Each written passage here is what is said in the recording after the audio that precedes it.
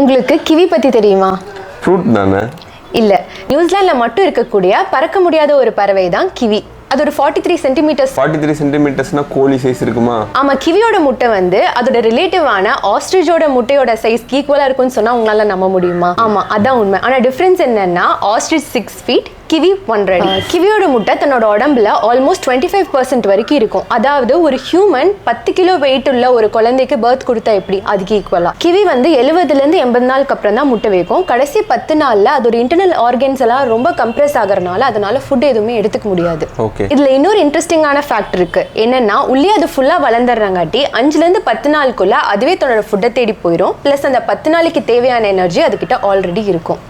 அப்ப விஜய் சேதுபதி ஆஸ்ட்ரிச் தெரியுமா அப்படின்னு சொல்லுவார்ல, இதுக்கு பதிலா கிவி தெரியுமான்னு தான் சொல்லணும். கரெக்ட்.